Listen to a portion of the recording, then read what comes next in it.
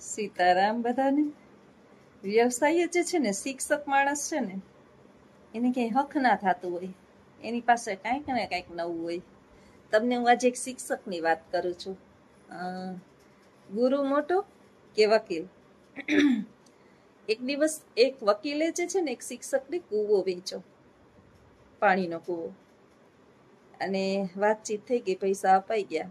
બીજો દિવસ થયો ને તો વકીલ તો જાતે વ્યવસાય હોશિયાર, એટલે એણે શિક્ષક પાસે જઈ, ગુરુ પાસે જઈને કહ્યું કે તમને મેં કૂવો વેચી દીધો, એના તમે મને પૈસા આપ્યા છે, પરંતુ કૂવાની અંદર પાણી છે એના તમે મને પૈસા આપ્યા નથી. એટલે જો કાલથી તમારે પાણીનો ઉપયોગ કરવો હોય તો તમારે એના અલગથી પૈસા મને ચૂકવવા પડશે.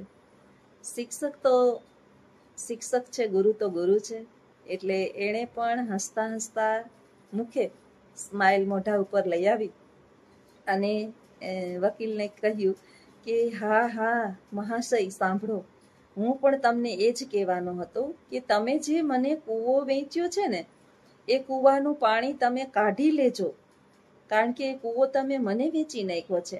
હવે તમારે એ કૂવાની અંદર પાણી રાખવું હશે ને, તો તમારે એને મને પૈસા ચૂકવવા પડશે, કાયમના અલગથી પૈસા ચૂકવવા પડશે, અન્યથા હું તમને એ કૂવાનું પાણી અડવા દઈશ પછીથી નહીં, જો ચાર્જ નહીં ચૂકવો તો. એટલે વકીલ હસવા માંડ્યો, અરે ભાઈ, હું તો મજાક કરતો હતો, કંઈ કૂવાના પાણીના અલગથી પૈસા હોય? એટલે શિક્ષકે કહ્યું કે અરે ભાઈ, હું પણ તારી સાથે મજાક જ કરું છું, કાંઈ કૂવાના પાણીનું ભાડું તારે દેવાનું હોય? એટલે પછી શિક્ષકે હસતા હસતા કહ્યું કે સાંભળ બેટા, હું શિક્ષક છું, અને તારા જેવા તો કેટલાકને મેં વકીલ, જજ, એન્જિનિયર, ડોક્ટર, મારા જેવા શિક્ષક અને અનેકો વ્યવસાયો સાથે જોડાયેલા મેં બનાવ્યા છે. ગુરુ તો ગુરુ છે, ગુરુને પહોંચવું એ બહુ અઘરું છે.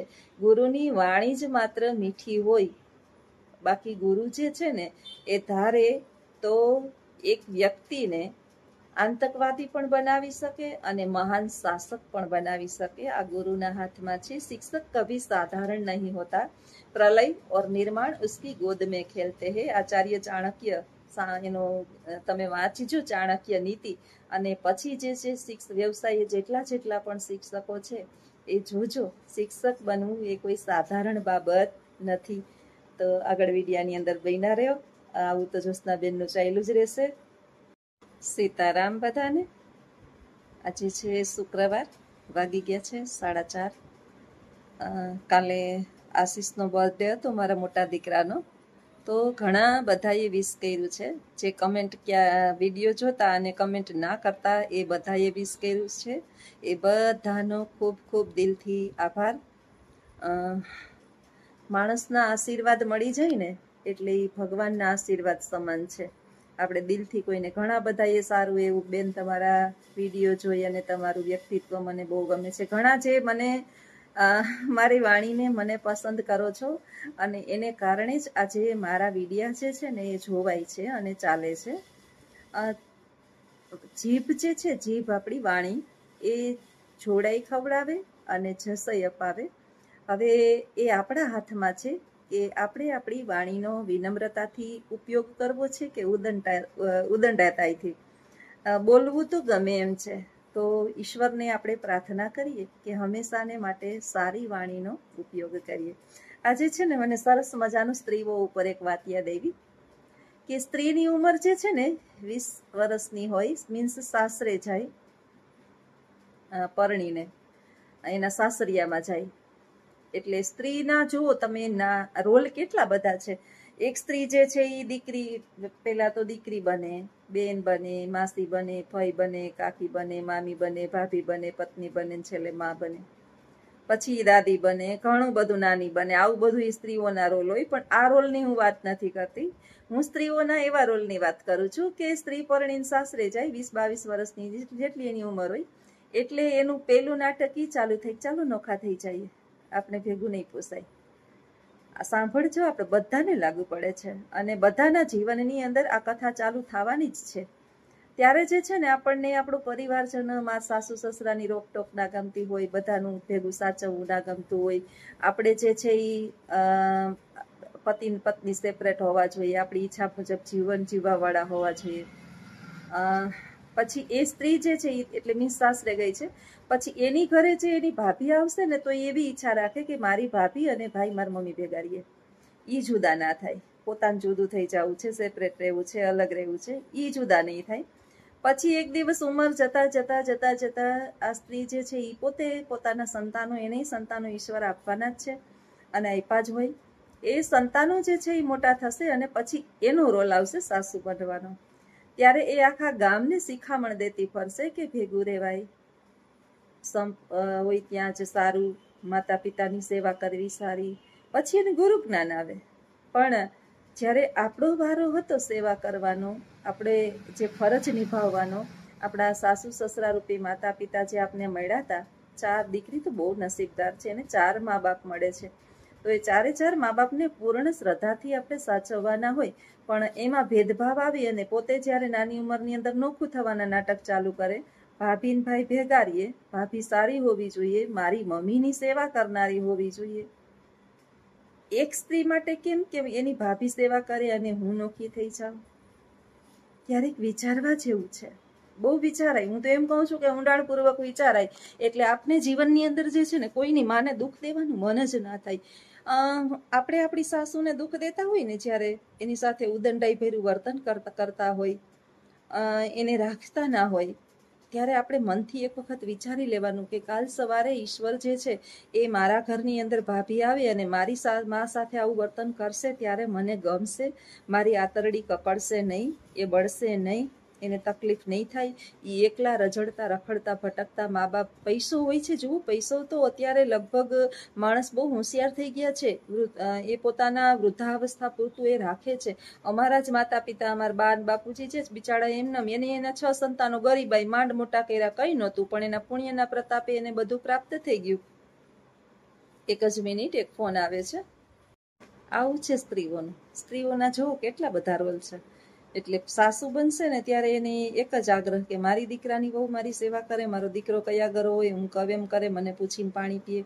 પતિ પાણી પીએ એ મજા નહીં આવે, દીકરો પાણી પીવો જોઈએ, દીકરો એ કી એમ જ કરવો જોઈએ, પતિ જે છે એ હું કહું એમ કરવો જોઈએ. એટલે આ બધા સ્ત્રીઓના રોલ છે. અને સ્ત્રીને તો ભગવાન પહોંચ્યો નથી.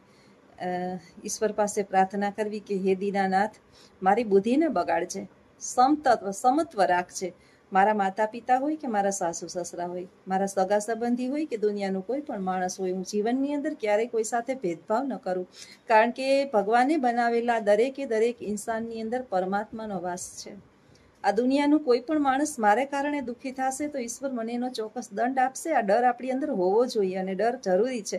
માણસ ખોટો સમાજથી ડર રાખે છે, જેનાથી જરાય ડરવાની જરૂર નથી. માણસને જે છે સમાજની અંદર વાવા કરાવી છે કે 5 માણસ મને પૂછે, 5 માણસ મારું વાવા, અને બહુ હોશિયાર, આને બધું આવડે છે, આને બેસતા ઉઠતા બોલતા ચાલતા આવડે છે, આની પાસે બધું છે. સમાજની અંદર એને ડંકો વગાડવો છે, પણ સમાજની અંદર તમારો ગમે એવો ડંકો વાગશે, સમાજને તમારે કોઈ જવાબ દેવાના થતા નથી. તમારે એક જ વ્યક્તિને જવાબ દેવાનો છે, એક જ ને જવાબ દેવાનો છે, અને એ છે દીનોનાથ. પરમ કૃપાળુ પરમાત્મા તમને પૂછશે કે તે શું કર્યું, અને આપણે એને જવાબ દેવાનો છે. એની નજરની અંદર સારું થવાનું છે.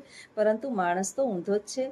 માણસે ગાય ભેંસ બધું બનાવ્યું, ઘણું બધું બનાવ્યું, બધાને જે છે ને આડા બનાવ્યા.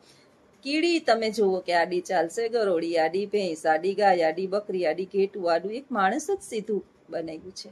એ સીધું છે, હાલે છે સીધું, નહીં ચાલે. એમાં સૌથી વધારે ઊંધી ચાલનારી તો આપણે હું એક સ્ત્રી જાત છું, પણ સ્ત્રી જાત ઉપર આજે એટલા માટે વાત કરું છું કે કટાક્ષ જે છે સ્ત્રી ધારે ને, જે પણ બહેનો મારા વિડિયા જોવે છે એ ઘણા મને કહે છે કે બેન મારે કેમ સાસુને રાખવા, આવા છે, અમને આમ નથી કરતા, આમ નથી. એ એનું કર્મ કરે છે, એણે એના પોટલા બાંધ્યા છે અને એને ભોગવવું જ પડશે. જો તમારી સાથે તમારા આત્માને પૂછવું ખરેખર મારી સાથે અન્યાય થઈ રહ્યો છે, જો એણે અન્યાય કર્યો હશે ને તો એને ચૂકવી ન જ રહેવું પડશે, ભોગવવું જ પડશે. આપણે આપણું કર્મ કરવાનું છે.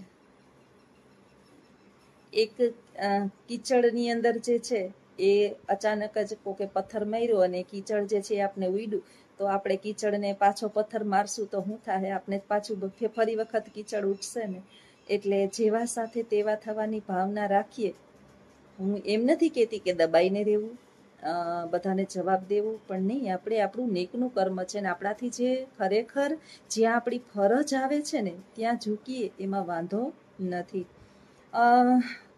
ભૂતકાળ લઈને જો હું બેસું, ભૂતકાળ લઈ અને જો હું બેસું તો એક વ્યક્તિ મારા જીવનની અંદર એવું ના આવે કે હું એને બોલાવું, કારણ કે ક્યાંક ને ક્યાંક આપને કોકે ડંખ દીધા હોય અને એ ડંખ જે છે હું પણ એવું મનની અંદર લઈએ નહીં. દરેકને ઈશ્વર સજા આપે છે અને હું મારી આંખે જોતી હોય છું કે આ ઈશ્વરે આપેલી સજા છે. ક્યાંક આપણી આતરડી બૈરી હોય, આપણને કોકે કંઈ વાક્ય કીધા હોય ને, એ વાક્ય સાંભળી અને આપણી આતરડી કઈકડી હોય, આપણે ઈશ્વર પાસે રોયા હોય. દુનિયામાં કોઈ પાસે રોવા નહીં બેસવાનું, કોઈ પાસે આપણી ગરીબીના રોદણા નહીં રોવાના, આપણે કોઈ અપમાનિત કર્યું છે એના રોદણા નહીં રોવાના. એક વખત ઈશ્વરની સામે હાથ જોડી અને પ્રાર્થના કરો. જો ચોક્કસ પછી મને તમે ચોક્કસ કમેન્ટમાં કહેજો કે થોડાક દિવસ આવો અનુભવ કરો, પછી ચોક્કસ કહેજો કે સાચી વાત છે બેન, ઈશ્વર સાંભળે છે. 1000 હાથવાળો તમારી આંખના આંસુ મનુષ્ય નહીં લૂછે, એ તો બહાર જઈ એમાં મીઠું મરચું ભેળવી અને કહેશે કે લખણ ખોટી છે ને એટલે હળડ થાય છે, ભલે જરૂર છે, ક્યાંય હારી છે, ક્યાંય આવું છે, ક્યાંય આવું છે. ઉલટાના જે છે એ તમારી બદનામી કરશે. એક પણ વ્યક્તિ પાસે આપણા દુઃખના રોદણા રોવા નહીં. ઈશ્વર પાસે 2 હાથ જોડી અને જ્યારે તમને કોઈ હેરાન પરેશાન અથવા તો તમને દુઃખી કરે છે તો પ્રાર્થના કરવી કે ઈશ્વર, હું તો 2 હાથ વાળી છું, લાચાર છું, મારી મર્યાદા આવી જાય છે, હું નહીં બોલું, પણ તું બધું જોવે છે, તું સંભાળી લે છે. વિશ્વાસ રાખજો, ચોક્કસ સંભાળશે. અને એવું તો સંભાળશે કે તમે તમારી નજરે એને જોશો. કારણ કે ન્યાય કદાચ અહીંયા જે છે ને એ વકીલો પૈસા લઈ અને કદાચ ખોટો ન્યાય આપે, જજ તો પુરાવા જોતું હોય અને એમાંથી છૂટી જાય, પરંતુ ઉપરવાળો જજ બેઠો છે એ ન્યાય ચોક્કસ સાચો જ કરશે અને ગમે એવા તમે બંધનમાં હશો ને એમાંથી તમને મુક્ત કરાવશે. જ્યોત્સનાબેનના આવા વિચારો હોય અને હું જે વિચારો જે છે ને મારી જાત સાથે પ્રયોગ કરું છું ને એ જ વિચારો તમારી સાથે શેર કરું છું. રામકૃષ્ણ પરમહંસનું મને દરેક વાક્ય એક ગમે છે. મને સંતો મહંતોના પુસ્તકો, પછી એનો જીવન ચરિત્ર આ વાંચવાનો મને બહુ શોખ છે. ક્યાંક ને ક્યાંક પુસ્તકો આપણા જીવનને બદલી નાખે છે, કારણ કે ગુરુ વિના જ્ઞાન ન નીપજે, ગુરુ વિના જ્ઞાન મળે જ નહીં. એટલે દરેકને આપણે સારું માણસ હોય ને એને આપણે ગુરુ, એક ગુરુ હોય જ નહીં આપણા જીવનની અંદર, અનેક ગુરુ હોય. ગુરુ દત્તાત્રેયને 24 ગુરુ હતા. મેં તમને આગલા વિડીયોની અંદર ઘણા સમય પહેલા વિડીયોની અંદર કીધા હતા એના 24 ગુરુના નામ. બહુ મને યાદ નથી મેં ક્યારે આ વિડીયો બનાવેલો, પણ 24 ગુરુ દ્વારા એણે શિક્ષણ અલગ અલગ પાસેથી અલગ અલગ જ્ઞાન લીધું હતું. એમ આપણને જ્યાં પણ સારી બાબત પ્રાપ્ત થતી હોય લઈ લેવાની.